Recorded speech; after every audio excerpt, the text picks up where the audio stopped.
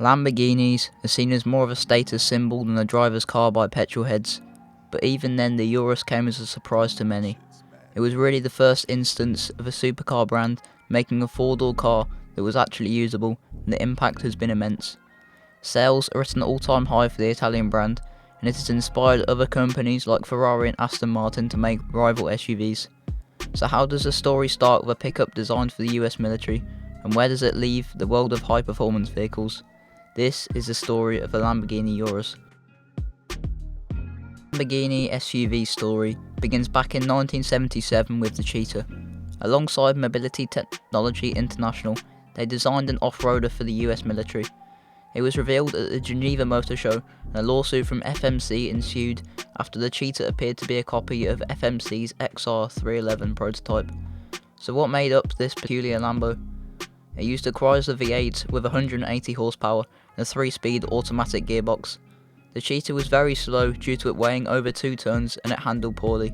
Therefore, it didn't get the US Army contract, which was instead given to the Humvee by AM General.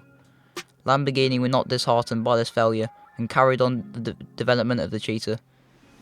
The LM001 used an AMC V8 with the possibility of the Countach V12 being used in production. This would never happen though, as it was scrapped after only one prototype due to poor handling as a result of the engine being at the rear. The LMA002 was revealed a year later at the 1982 Geneva Motor Show. It did use the Countach V12, which was front-mounted unlike the previous models. The new model had a space frame chassis which added half a ton onto the weight, taking it to 2,600 kilos in total. It also used a 5-speed manual and power steering, which were new as well as the ability to change between 2-wheel and 4-wheel drive. The LMA002 was supposed to be produced for the Saudi Arabian military, but this never materialised and only one prototype was ever made. The LM003 used a 150 horsepower 3.6 litre turbo diesel and weighed 2,600 kilos as well. Little else is known about this model, but the project was abandoned and no photos or drawings were ever released. Another prototype, named the LM004, was made with a 420 horsepower V12. It reportedly had a phone and onboard fridge. The additional weight from the engine meant it was slow and it didn't handle well, so production never began. Finally, in 1986, the production model, the LM002, was unveiled. It was very similar with the addition of an optional 7.2 litre Marine V12. Inside it featured leather trim, electric windows, aircon and a stereo. There were also custom-made Pirelli Scorpion run-flat tyres. 2 special cars were made with the intention of racing the Dakar Rally, but this would never materialise, although they would go on to participate in other rallies. The LM002 was produced between 1986 and 1993, but only 328 were made. This was considered a success for the brand, and further models were considered. For example, in 1997, the LM003 project began under the owner's Megatech. It was an updated version of the LM002, and it was going to be named the Borneo or Galileo to avoid confusion with the previous concept. It never went past the design stage though. In 2006, the Lagartillo, or LM005 as it was also known, was talked about. It would have used a Murcielago V12 if it had made it to final production, which never happened.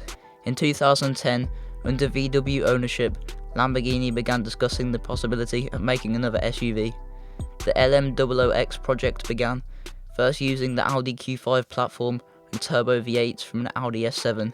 The Urus concept was officially displayed at the 2012 Beijing Auto Show for the first time. It was quite different from the production model. For example, it used a 5.2 litre V10 from the Gallardo and had a more rounded front end than the finished car. The Urus name was first trademarked around the reveal of the SOK and was rumoured to be the planned name for that concept before it was cancelled. Progress was then slow with the concept appearing at motor shows, but it wasn't until 2017 that the finished product was shown off. Production began in 2018.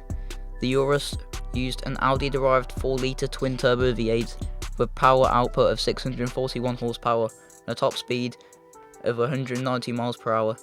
The weight of 2,200 kilos may seem a lot, but it is lighter than many of its competitors, and the all-wheel drive system is standard across all Lambos, but the Urus also has an off-road setting.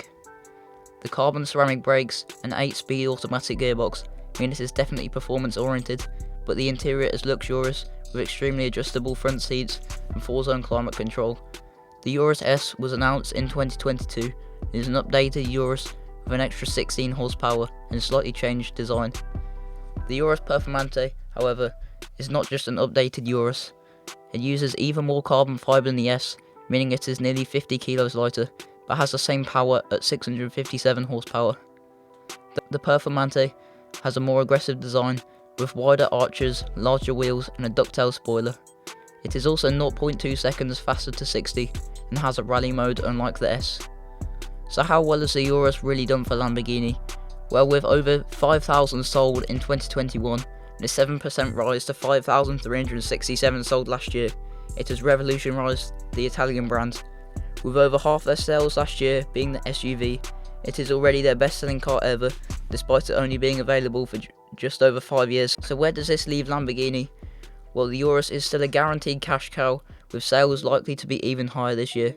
Lambo are trying to cash in further on the success of the Urus and the overall popularity of SUVs with the Lanzador, a car heavily inspired by the Urus.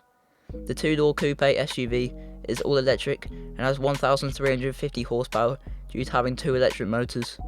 With the rise in popularity of EVs as well, this could possibly be popular, and it is due to go on sale in 2028, although it is still only in the concept phase at the moment, with some features not likely to make it to production. Where does it leave the luxury and performance markets?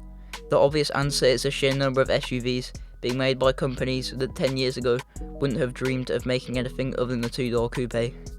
Alongside the Bentayga, which began development at a similar time, also under VW Group ownership, the Urus has inspired brands like Ferrari and Aston Martin to make their own SUVs, the DBX and Purosangue. While the DBX was more of a shock, the Purosangue has been coming for a while, especially after Ferrari saw the incredible sales the Urus brought to their rivals. And Aston Martin were clearly inspired by the Urus, with the DBX 707 being made to take the Lamborghini's crown as the fastest SUV before the Urus Performante took it back. And don't forget Lotus, with the electric Electra SUV coming in 2025 with another following before 2030, as Geely look to take a slice of the performance SUV market. So then, has the Urus changed Lamborghini for better or for worse? It's difficult to say, but the Italian brand has never been known as the fastest or best handling out of the major supercar brands. They have always been the upstart, the company breaking the mould with different outrageous cars, and whilst the Urus isn't what many are used to from the Italian brand, it fit the brief perfectly and shook up the supercar world forever.